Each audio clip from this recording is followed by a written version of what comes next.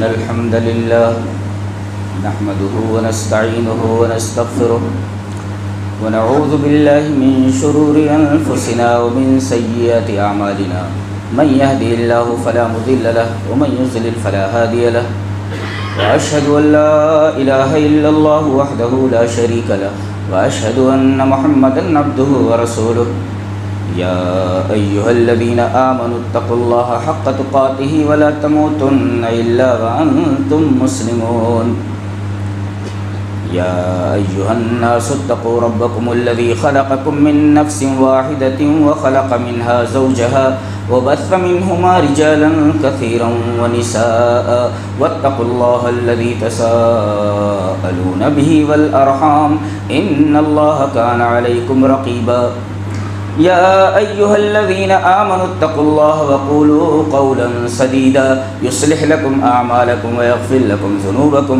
ومن يطع الله ورسوله فقد فاز فوزا عظيما أما بعد فإن خير الحديث كتاب الله وخير الهدي هدي محمد صلى الله عليه وسلم وشر الأمور محدثاتها وكل محدثة بدعة وكل بدعة ضلالة الضلالة في النار أعوذ بالله من الشيطان الرجيم بسم الله الرحمن الرحيم وأزلفت الجنة للمتقين وبرزت الجحيم للغاوين وقيل لهم أين ما كنتم تعبدون من دون الله هل ينصرونكم أو ينتصرون قالوا فكبكبوا فيها هم والغاؤون وجنود إبليس أجمعون قالوا وهم فيها يختصمون تالله إن كنا لفي ضلال مبين إذ نصفيكم برب العالمين وما أضلنا إلا المجرمون فما لنا من شافعين ولا صديق حميم فلو أن لنا كرة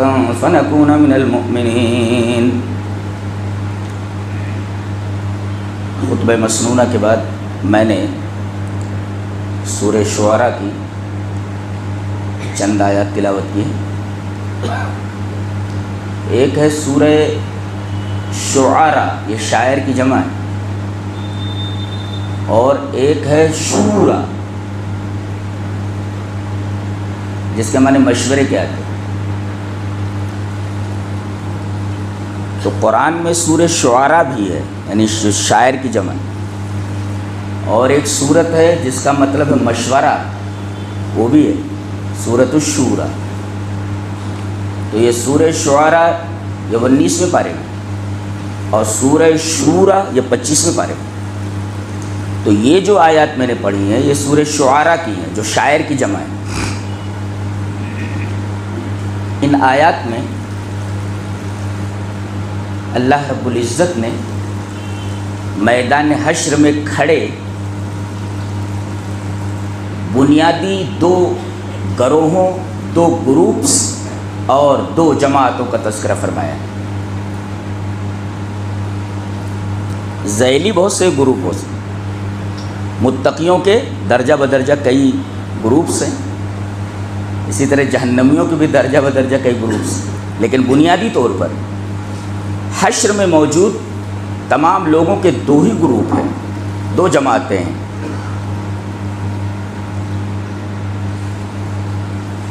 پڑھی گئی پہلی دو آیات کے اندر ان کا نام بتایا گیا ہے. ان دو جماعتوں کے نام کیا ہیں بتایا گیا. وَأُزْلِفَتِ الْجَنَّةُ لِلْمُتَّقِينَ، ایک گروہ تو متقیوں کا ہوگا، یہ متقی لوگ. وَبُرِّزَتِ الْجَحِيمُ لِلْغَاوِينَ، اور دوسرا جو گروہ ہوگا اس کا نام غاوی ہے. غاوی ایک ہے متقون اور ایک ہے غاوون. یہ بنیادی طور پر حشر میں موجود تمام لوگوں کے دو گروہوں کا نام.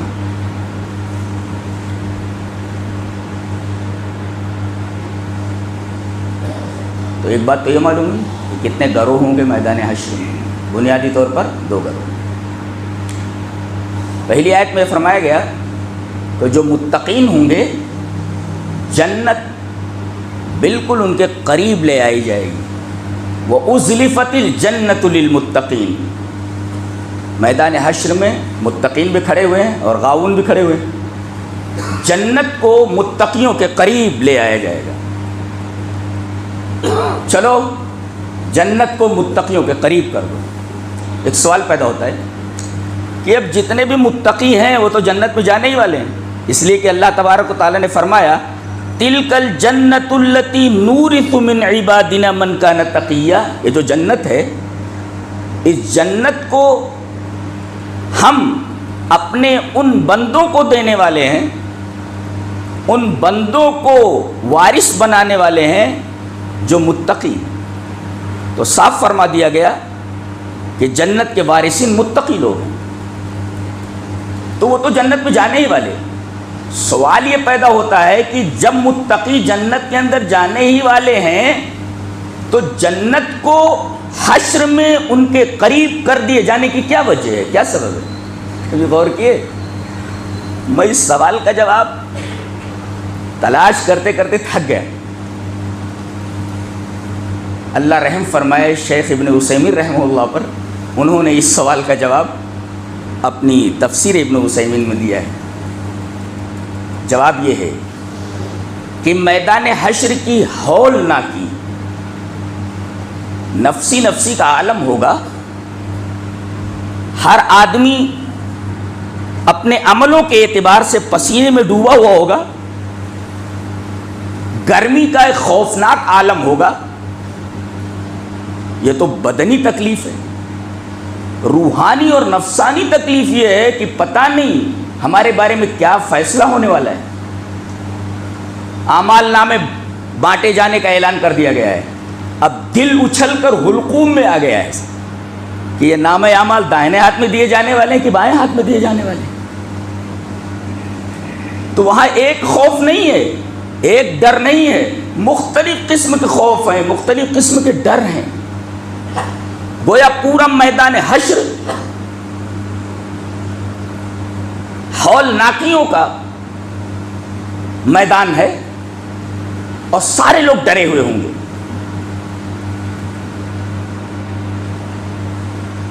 اب یہ جو خوف دلوں میں بیٹھا ہوا ہوگا، یہ جو دہشت دلوں میں بیٹھی ہوئی ہوگی، پہلے متقیوں کے دل سے یہ ڈر نکال دیا جائے گا. یہ رہی تمہاری جنت جس کے اندر تم جانے والے ہو. اللہ، یعنی ڈر ہے تو اب جانے سے پہلے تمہارے دلوں کو ہم اطمینان دے دیتے ہیں نا. تو گویا کہ ڈر کے بعد اطمینان یہ میدان حشر میں ہی متقیوں کو دے دیا جائے گا. یہ ایک طریقے کی نعمت ہوگی متقیوں کے لیے. جنت میں جانے سے پہلے ہی جنت ان کے قریب لے آئی جائے گی کہ یہ وہی جنت ہے جس کے اندر تم ابھی داخل ہونے والے ہو. لہذا تم اپنے دلوں سے دہشت نکال دو، تم اپنے دلوں سے خوف نکال دو، تم اپنے دلوں سے ڈر نکال دو. یہ جواب شیخ ابن عثیمین نے دیا ہے اور جواب انتہائی لاجواب ہے. تو جنت کو متقیوں کے قریب لے آیا جائے گا. کیوں قریب لے آیا جائے گا جب جنت میں جانے والے ہیں؟ اس سوال کا جواب ابن عثیمین نے جو دیا وہ میں نے پیش کر دیا. اور یہ جو غاوون کھڑے ہوئے ہیں، بھٹکے ہوئے لوگ، وہ برزت الجحیم للغاوین، جہنم کو جہنمیوں کے قریب، گمراہ لوگوں کے قریب نہیں لایا جائے گا، اسے دور رکھا جائے گا، صرف ظاہر کر دیا جائے گا. وہ برزت الجحیم للغاوین، گمراہ لوگوں کے لیے اور جو لوگ جہنم میں جانے والے ہیں، جہنم کو کھینچ کر ان کے قریب نہیں لایا جائے گا بلکہ دور ہی سے دکھا دیا جائے گا کہ یہ رہی جہنم. اللہ اکبر. سوال یہ ہے کہ متقیوں کے قریب جنت کو لے آیا جائے گا، جہنمیوں کے قریب جہنم کو تو بدرجہ اولا لے جانا چاہیے تھا کہ اے بدماشو تمہاری یہ جگہ ہے، یہ رہی تمہارے قریب جہنم. اس سوال کا جواب بھی میں نے بہت تلاش کیا، ملا اس کا جواب بھی کہ متقیوں کے لیے جنت کو قریب کر دیا گیا، جہنمیوں کے قریب جہنم کو کیوں نہیں لایا گیا، دور سے جہنم کو دکھا دیا گیا؟ اس لیے کہ ازلاف ہے، یعنی قریب لانا جنت کا متقیوں کے لیے، لیکن جہنم کو قریب لانے کی بات نہیں کہی گئی، بلکہ تبریز کا لفظ آیا، ظاہر کر دی جائے گی یہ رہی جہنم، دور رہے گی وہ. کیوں ایسا کیوں؟ اس کا جواب بھی دیا ہے مفسرین نے، اور خاص طور سے شیخ ابن عثیمین کا یہ جواب ہے. کیا کہ اللہ کی رحمت اس کے غضب پر حاوی ہے. نہیں سمجھے؟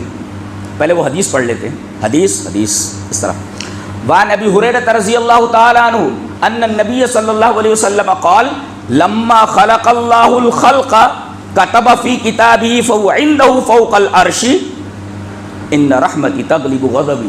رواہ مسلم فی کتاب التوبہ. حضرت امام مسلم رحمہ اللہ اس حدیث کو ایسے ہی مسلم شریف کتاب التوبہ میں لائے ہیں. راوی حضرت ابو ہریرہ ہیں. حضرت ابو ہریرہ رضی اللہ تعالیٰ عنہ فرماتے ہیں کہ نبی اکرم صلی اللہ علیہ وسلم نے ارشاد فرمایا کہ جب اللہ تبارک و تعالیٰ نے تمام مخلوقات کو پیدا کر لیا، تمام مخلوقات کو پیدا کر دیا، تو ایک کتاب بنائی اور اس کتاب کے اندر ایک بات لکھی. تمام مخلوقات کو پیدا کر لیا، پھر ایک کتاب بنائی، کتاب کے اندر ایک بات لکھ لی، اور اس کتاب کو جس کے اندر وہ بات لکھی ہوئی ہے کہیں دور نہیں رکھا. فہو عنده فوق العرش، بالکل اسی کے پاس عرش کے اوپر ہے. اللہ عرش پر مستوی ہے اور عرش پر ہی اللہ کے بالکل پاس ہی وہ کتاب رکھی ہوئی ہے. ایک ہے عرش پر رکھا جانا، ایک ہے اس کتاب کا عرش پر رب کے قریب رکھے جانا. بہت فرق ہے دونوں میں، نہیں بہت فرق ہے. ایک ہے جنت میں چلے جانا اور ایک ہے جنت میں بالکل اللہ کے قریب رہنا، اللہ کے پڑوس میں رہنا. یہ دعا کس نے کی ہے معلوم ہے آپ کو؟ کہ اے اللہ مجھے جنت دینا تو جنت میں اپنا پڑوس دینا، تو میرا پڑوسی رہنا. اللہ، یہ حضرت آسیہ کی دعا ہے. حضرت آسیہ کی دعا ہے، آسیہ بنت مزاحم فرعون کی بیوی کا. ہماری مائیں اور بہنیں غور کریں کہ کتنی بلند پایہ یہ عورت ہیں کہ انہوں نے رب سے جنت مانگی، اور صرف جنت نہیں مانگی بلکہ یہ کہا میرے رب جنت میں ایسی جگہ دے جو بالکل تیرے پڑوس میں ہو. کیسی کیسی دعائیں. ہم لوگوں کو جنت مانگنے کا، دعائیں مانگنے کا سلیقہ ہی نہیں ہے کہ مانگنا کیسے چاہیے. چلو ہم دعا کرتے ہیں اللہ تبارک تعالیٰ سے کہ اللہ ہم مانگ نہیں سکتے، بغیر مانگے ہوئے ہمیں سب کچھ دے دے، بغیر مانگے ہوئے دے دے. ہم کو مانگنے کا طریقہ نہیں آتا ہے. اللہ. تو اس کتاب کے اندر اللہ تبارک و تعالیٰ نے مخلوقات کو پیدا کیا، ایک کتاب بنائی، کتاب کے اندر ایک بات لکھی، اور اس کتاب کو فہو عنده فوق العرش، عرش کے اوپر بالکل اپنے پاس رکھا. اپنے پاس رکھا. اس کو کیا لکھا ہوا ہے؟ فرمایا ان رحمتی تغلب غضبی، میری رحمت میرے غضب پر حاوی ہے. میں جبار ہوں، قہار ہوں، منتقم ہوں، لیکن ان تمام صفتوں کے اوپر میری صفت رحمت حاوی ہے.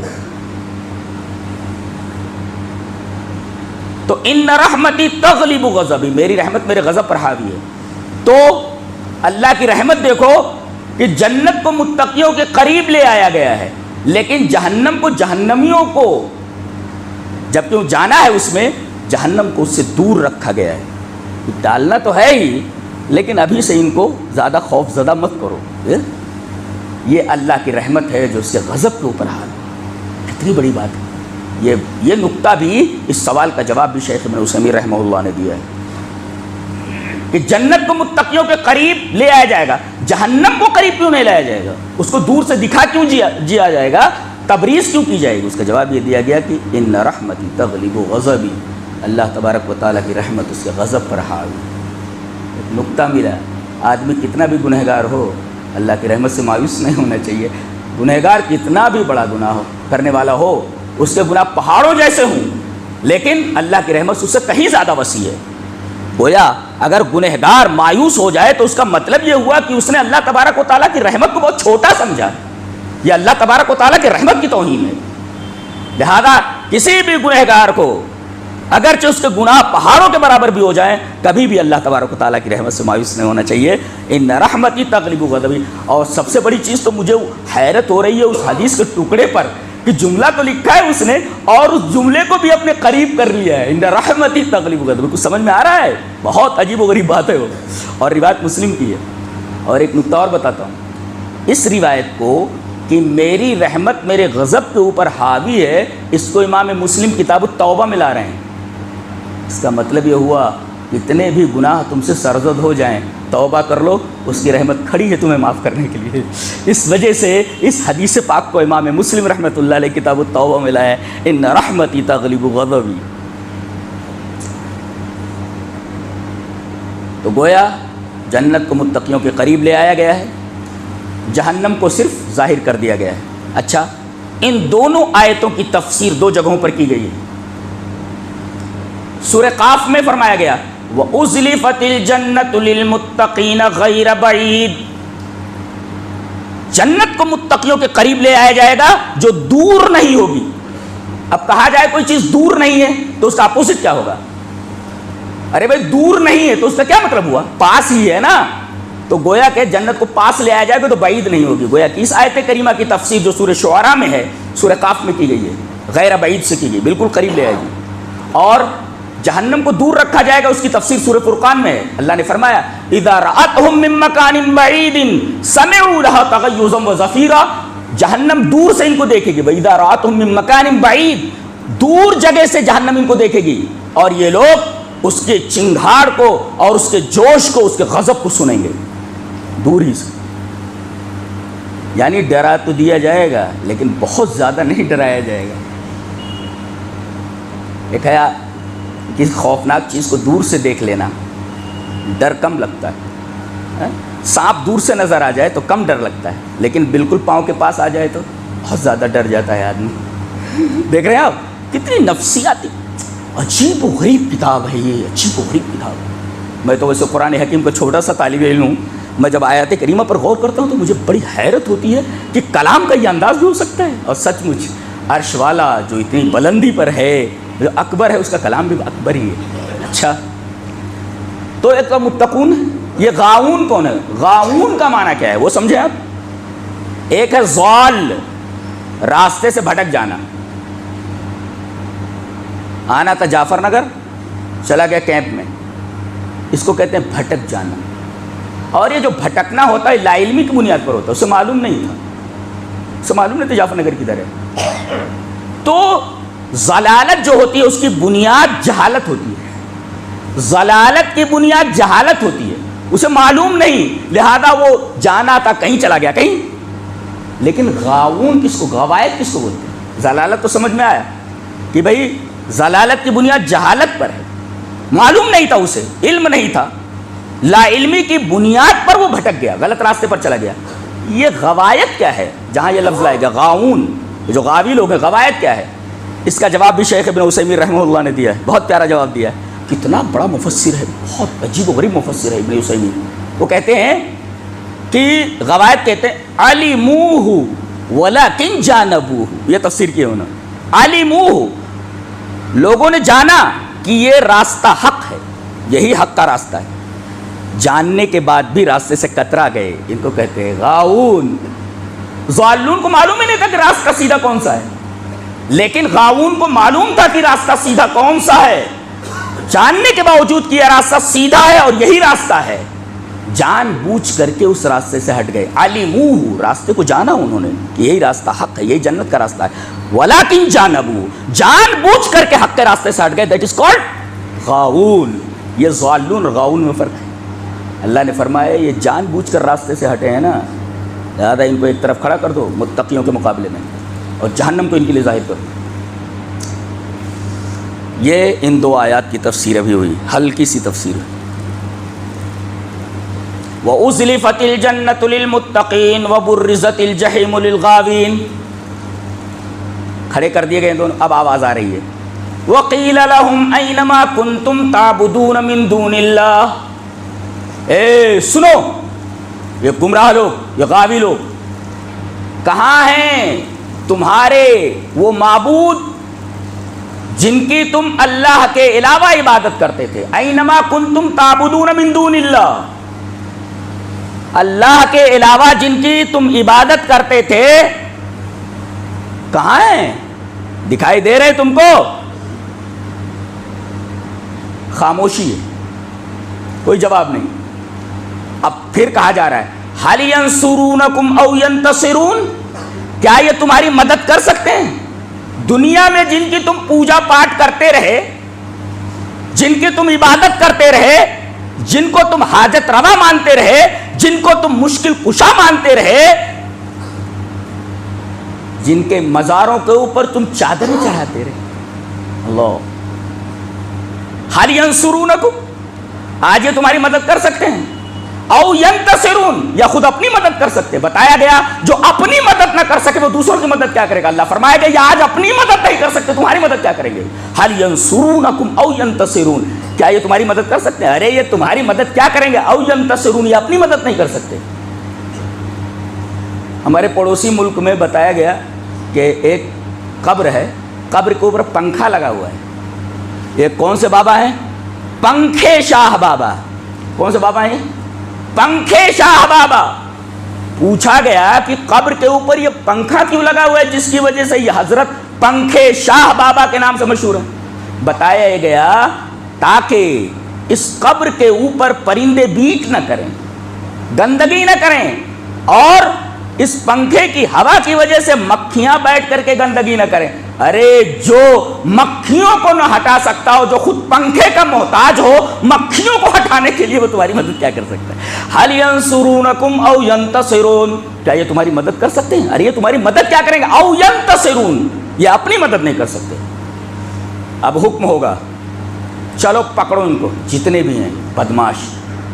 فَكُبْكِبُوا فِيهَا هُمْ وَالْغَاوُونَ، ایک ایک لفظ جیسے موتی ہو پلس رکھ دیے گئے ہوں اپنی جگہ. فَكُبْكِبُوا، کب کب کب کب، آواز دیکھ رہے، کب کب. قرآن حکیم جو لفظ استعمال کرتا ہے اور جس جگہ استعمال کرتا ہے، اگر وہ خطرناک جگہ ہے تو لفظ بھی ویسا استعمال کرتا ہے. کب کب کا مطلب سمجھ میں آتا ہے. یہ اصل میں باب فعللتن سے، جیسے زق زقت الاسافیر، چڑیوں کی چوں چوں، تو گویا کہ چوں چوں کب ہوتی ہے، یعنی مسلسل وہ آواز آ رہی، چوں چوں چوں چوں چوں چوں. اور مفسرین نے لکھا نق نقت الزفادع، میڈھکوں کی ٹرٹراہٹ، ٹر ٹر ٹر ٹر، یعنی یہ کے بعد دیگر کوئی چیز ہو رہی ہے. تو گویا کہ کب کب کا مطلب یہ ہوا کہ ایک کو سر کے بل کسی چیز کو پھینکنا، سر کے بل ان کو پھینک دیا جائے گا، اور اس کے بعد پھر اس کے اوپر دوسرے کو، پھر اس کے اوپر تیسرے کو، پھر اس کے اوپر چوتھے کو، پھر اس کے بعد پانچ. اللہ اکبر. کب کب بھد بھد کی طرح ہے. وہ لفظ بھی ویسے سچویشن کے اعتبار سے لایا گیا ہے، جیسی سچویشن ویسا لفظ لایا گیا. حالانکہ لفظ دوسرا بھی لایا جا سکتا تھا کہ ان کو بعض کو بعض کے اوپر پھینک دیا گیا. طرح و بعض ہی مانا بعض کو بعض کے اوپر پھینک دیا گیا، لیکن طرح لفظ نہیں لایا گیا بلکہ ریدم والا وہ لفظ لایا گیا. یہ لفظ خود بتا رہا ہے کہ اسی انسان کا کلام نہیں ہو سکتا ہے، رب تعالی ہی ایسی بات کر سکتے ہیں. فَكُبْكِبُوا، کب کب، ایک کے بعد بھد، دوسرا اس کے اوپر گرا بھد، تیسرا اس کے اوپر بھد، چوتھا گرا بھد. یعنی گویا کہ یکے بعد دیگرے ایک کو ایک کے اوپر پھینکا جا رہا ہے، وہ بھی سر کے بل ایک گرا، اس کے اوپر بھد، اس کے اوپر تیسرا گیا بھد. تو گویا کب کب کا جو لفظ ہے وہ یکے بعد دیگرے گرنا اور اس کے بعد ایک آواز کا نکلنا، آواز کب کب بھد بھد، اور کب کب کے مفہوم میں داخل ایک بعد دیگری کوئی چیز ہونا. اللہ کیا کتاب ہے، سبحان اللہ وبحمدہ سبحان اللہ العظیم. ہمیں فخر ہے کہ ہم ایسی کتاب کو مانتے ہیں. یہ ہمارے رب کی کتاب ہے. دنیا کی کوئی کتاب اس طریقے کی گفتگو نہیں کر سکتی، ایسا کلام نہیں کر سکتی. یہ عربی کا ایک طالب علم بولتا ہے، اور مسلمان ہونے کے ناطے نہیں، ایک عربی جاننے والے ایک طالب علم کی طرف سے یہ بات کہی جا رہی ہے کہ یہ کسی انسان کا کلام نہیں ہو سکتا. جیسی سچویشن ہے اس کا لفظ لایا گیا. بھد تو کب کب، یعنی کب کب یعنی بھد تو ہوا، پھر اس کے بعد ایک بھد، یعنی ایک کے بعد ایک کو گرایا جا رہا. آدمی یہ لفظ دیکھ کر کے ڈر جائے. اس اعتبار سے قرآن ہم پڑھتے کہاں کہ ڈر لگے. کوئی ایسے ہی پڑھتا چلا جا رہا ہے، کوئی ترجمہ دیکھ رہا ہے تو ترجمے میں یہ چیز تھوڑی رہتی ہے. ترجمہ اسے ایک لازمی مفہوم اس کا بیان کر دیا جاتا ہے، حقیقی مفہوم نہیں ہوتا. بس ایک تذکیر کی حد تک کچھ سمجھ میں آ جاتا ہے. بقیہ قرآن اس اعتبار سے اگر غور کرے آدمی ڈر جائے گا. الفاظ فَكُبْكِبُوا فِيهَا، ان کو یکے بعد دیگرے ایک دوسرے کے اوپر بھد بھد ڈال دیا جائے گا. اچھا، ہم ان کو، والغاؤون اور گمراہ لوگوں کو. یہ بھی قابل غور بات ہے. پہلے ہم کو ڈالا جائے گا. ہم، یہ ہم کون ہے؟ وہ لوگ کون جن کی عبادت کی جاتی تھی. اللہ تبارک تعالیٰ نے ان کا نام بھی نہیں لیا ہے. یہ جن کی تم عبادت کرتے ہو اس لائق نہیں کہ ان کا نام لیا جائے. ہم وہ دیکھ رہے ہیں کتنے حقارت کے ساتھ کہا گیا, یہ ان کو ڈال دو پہلے, پھر اس کے بعد غاؤن جو ان کے پیچھے چلے ہیں بھٹکے ہیں ان کی وجہ سے, پھر اس کے بعد ان کو ڈالو. تو پہلے کون گئے؟ معبود گئے. پھر بعد میں کون گئے؟ عابد گئے. پہلے معبودوں کو ڈال دیا گیا, پھر بعد میں عابد جا رہے ہیں, پوجنے والے جن کو پوجا گیا وہ پہلے ڈال دیا گیا. سوال یہ ہے کہ پہلے ان کو کیوں ڈال دیا گیا؟ معبودوں کو جن کی عبادت کرتے تھے. دیکھو نیتا جی اگر باہر ہوں اور ان کا کوئی فالوور کسی جرم میں جیل میں چلا گیا تو اسے اطمینان رہے گا, ہے نا نیتا جی باہر نکال لیں گے تو اطمینان رہے گا. لیکن نیتا جی اندر پہلے چلے گئے تو فالوورس باہر کھڑے ہیں تو اب تو کوئی امید ہی نہیں رہی. اللہ نے فرمایا ساری امیدیں ختم. ہم لا کر کے بتایا گیا کوئی امید مت رکھیے, یہ ہے ہمارے رب کا کلام اس طرح بولتا ہے. فَكُبْكِبُوا فِيهَا ہم, ان کو پہلے جتنے بھی معبود ہیں ان کو یکے باتی کرے, بھد بھد کر کے ایک دوسرے کے اوپر ڈالا جائے, اور پہلے معبودوں کو ڈالا جائے جنہوں نے گمراہ کیا ہے ان کو پہلے ڈالو. اس لیے کہ پہلے ان کو اگر ڈال دیا گیا تو یہ جو باہر کھڑے ہوئے جو پیچھے چلے ہیں یہ بالکل مایوس ہو جائیں گے. ارے بابا اندر چلے گئے تو ہم لوگوں کی کیا بساط ہے, ہم لوگوں کے ساتھ کیا ہونے والا ہے. یہ لفظ بھی ڈرا دیتا ہے ہم, اور اللہ تبارک و تعالیٰ نے ان کا نام نہیں لیا. یہ کون ہے معبود؟ ہم, یہ لوگ ہے, ان کی کوئی حقیقت ہے کیا؟ ان کا نام بھی نہیں لیا اللہ نے. تو فَكُبْكِبُوا فِيهَا ہم, ڈال دیا جائے گا اوندھے منہ ان لوگوں کو یہ کہ بات دیگرے. کہاں؟ فیہا, جہنم میں. کن کو؟ ہم, ان کو یعنی معبودوں کو. والغاؤون, اور بعد میں ان کے فالوورز. پہلے ان کو کیوں, بعد میں ان کو بتا دیا گیا. تو ایک ہیں معبود جن کو پہلے ڈالا گیا, جن کی عبادت کی جاتی تھی, اور ایک ہیں پجاری, پوجا کرنے والے, فالوورز ان کے پیچھے جانے والے. تیسرے بھی ہیں حضرت. کون ہے یہ؟ یہ جو بھٹکے ہیں جن کی وجہ سے ان کی عبادت کی جا رہی تھی اور یہ عبادت کرتے تھے, جن کی وجہ سے یہ معبود بنے اور جن کی وجہ سے یہ عابد بنے. یہ کون ہے؟ وہ جنود ابلیس, ابلیس کے لشکر ہیں. دیکھ رہے ہیں آپ, ترتیب دیکھ رہے ہیں آپ. سب سے پہلے پھینک دیا گیا بابا لوگوں کو, نیتاؤں کو ڈال دیا گیا اندر جن کی عبادت کی جاتی تھی, معبودوں کو ڈالا گیا. اور اس کے بعد نمبر آیا جو ان کے پیچھے چل رہے تھے ان کو, اور تیسرے نمبر کے کہا گیا کہ تیسروں کو بھی ڈالو. کون؟ جنہوں نے ان کو معبود بنایا اور ان کو عابد بنا دیا. ارے اس در پہ سب کچھ ملتا ہے. کن کو بھٹکایا؟ یہ حضرت کو. کس در پہ؟ ان کے در پہ. بابا کے در پر سب کچھ ملتا ہے. ان کو بتا رہے کون؟ یہ جنود ابلیس اجمعون. اور ایک نکتہ بتایا گیا, جنود ابلیس, کیسے الفاظ لاتا. وہ جنود ابلیس کے لشکر, یعنی صرف ابلیس نہیں ہے بلکہ اس کے لشکر ہیں جو پھیلے ہوئے ہیں. اور لشکر کیا کرتا ہے؟ لڑتا ہے. لڑتا ہے لشکر, پورے ساز و سامان کے ساتھ ہوتا ہے, پورے اسلحوں کے ساتھ ہوتا ہے. لشکر کہا گیا. اب کتنے لشکر شیطان کے ہیں وہ بتائے گا. بے شمار ہیں. جنود لائے گئے, جند کی جمع ہے, اور ساز و سامان کے ساتھ ہیں. اب ہم لوگوں کو کتنا محتاط رہنا اس بدماش سے. ایک تو لشکر ایک نہیں ہے, لشکر بہت سارے. اور لشکر اس کو کہتے ہیں جس کے پاس ساز و سامان ہو, بھٹکانے کے ہر طریقے کے ہتھیار, ساز و سامان. جنود فرمایا گیا کہ یہ جنود جو جمع لایا گیا ہے, ایک تو لشکر بہت سارے ہیں. اور یہ لشکر کیسے ہیں؟ یہ انسانوں میں کے بھی ہیں اور جنوں میں کے بھی ہیں. جنوں میں کے بھی لشکر ہیں جو بہکاتے ہیں لوگوں کو, اور انسانوں میں بھی لشکر ہیں شیطان کے, ان کو بھی.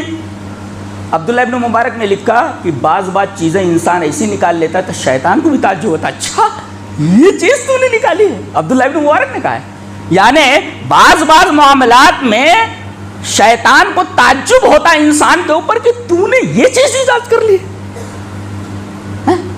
قوم لوط, اس سے پہلے یہ گھنونا کام کسی نے نہیں کیا تھا. اللہ نے فرمایا ایسا کام کرتے ہو اللہ, تم ایسا کام کرتے ہو, یہ کام تو پچھلے لوگوں نے کیا ہی نہیں. گویا ایسے ایسے لوگ ہوتے ہیں، یہ انسانوں کے تیر تھے. تو شیطان کو بھی حیرت ہوتی ہے. عبداللہ ابن مبارک فرماتے ہیں کہ ایسے ایسے کام کرتا ہے انسان کہ شیطان کو بھی حیرت ہوتی ہے. ہاں بڑا اچھا پوائنٹ نکالا تو نے، یہ تو مجھے بھی معلوم نہیں تھا. تو شیاطین انس جو ہوتے ہیں نا، شیاطین جن سے زیادہ خطرناک ہوتے ہیں. اسی وجہ سے اللہ تبارک و تعالیٰ جگہ جگہ شیاطین انس کو پہلے لاتا ہے، شیاطین جن کو بعد میں لاتا ہے. اس لیے کہ شیاطین جن دکھائی نہیں دیتے اور شیاطین انس دکھائی دیتے. چل ایسا دیکھو کتنے خطرناک ہے، اس لیے کہ دکھائی دیتے ہو تو دکھائی دیتے. تو خطرناک کون ہوا؟ دکھائی دینے والا، نہ کہ جو دکھائی نہ دے. وجنود ابلیس اجمعون. ایک نقطہ اور ملا کہ جو لوگوں کو گمراہ کرنے والا ہو وہ ابلیس کے لشکر میں سے ہے، اور جو لوگوں کو ہدایت کی طرف بلانے والا ہو وہ جنود اللہ میں سے ہے، اللہ کے لشکر میں سے. اللہ تو ایک جنود اللہ ہے اور ایک جنود ابلیس ہے. جو غلط کاموں کی طرف بلانے والے ہوں وہ جنود ابلیس ہیں، اور اس کے مقابلے میں جو لوگوں کو راہ حق کی طرف بلانے والے ہوں، صراط مستقیم کی طرف بلانے والے ہوں، وہ جنود اللہ ہیں. گویا کہ یہاں بھی دو گروپ ہو گئے، جنود اللہ اور جنود ابلیس. ایک بات اور بولتا ہوں، یہاں جنود الشیطان کیوں نہیں کہا گیا؟ جنود ابلیس کیوں کہا گیا؟ اس کا نام کیوں لیا گیا؟ ایسا کہتے ہیں جنود الشیطان، جنود الشیاطین. ابلیس کہا گیا. ابلیس بلس سے مشتق، بے لام سین. اس کے جو ہتھیار ہیں وہ مارتا نہیں ہے، آپ کی منڈی کاٹ دے، آپ کے ہاتھ کاٹ دے، آپ کو مارے، ایسا نہیں کرتا. وہ اس کے ساز و سامان جو ہیں اسلحے وہ بہکانے کے اسلحے ہیں. آدمی کو دیکھتا ہے کہ کس انداز سے بہکے گا یہ، بس وہ اسلحہ وہاں پر ڈال دیتا ہے. یعنی گویا کہ گوبر کے اوپر سونے کا ملمہ کرتا ہے، یہ زبردستی نہیں کرتا ہے، بس یہ بری چیز کو اچھی کر کے بتاتا ہے اور اس کے لیے تمام ہنر استعمال کرتا ہے. اللہ، اسی وجہ سے نام لایا گیا اس کا، وہ جنود ابلیس لایا گیا، نہ کہ شیطان. وہ جنود ابلیس اجمعون، سارے کے سارے، چاہے وہ شیاطین انس ہو شیاطین جن. آگے جو تاکید لائی گئی اجمعون کی اسی وجہ سے. اب ڈال دیے گئے سب. فَكُبْكِبُوا فِيهَا هُمْ وَالْغَاوُونَ وَجُنُودُ إِبْلِيسَ أَجْمَعُونَ قَالُوا وَهُمْ فِيهَا يَخْتَصِمُونَ. اب جھگڑ رہے آپس میں. کون؟ یہ گمراہ ہونے والے، گمراہ کرنے والے، اور گمراہ ہونے کی وجہ سے جن کی پوجا پاٹ کی جا رہی تھی. یہ تینوں گروہ آپس میں جھگڑیں گے. اختصام. اختصام کا مطلب کیا ہوتا ہے؟ اپنی ذمہ داری دوسرے کے اوپر ڈال دینا. ارے تو نے کیا ہے، میں نے کہا کیا، تو نے کیا، میں نے کہا کیا، تو نے کیا ہے. تو اس کو کہتے ہیں اختصام. اپنی ذمہ داری دوسرے کے سر پہ ڈال دینا. میں نے کہا کیا ہے، مجھے کیوں ملامت کر رہے ہو؟ میں نے تم کو زبردستی تھوڑی اس راستے پر لا کر کھڑا کیا تھا، میں نے تو صرف تم کو بہکایا تھا. تم آیا کیوں؟ تم کنویں میں کودے کیوں؟ تمہارے پاس عقل نہیں تھی. اب یہ جھگڑ رہے سب.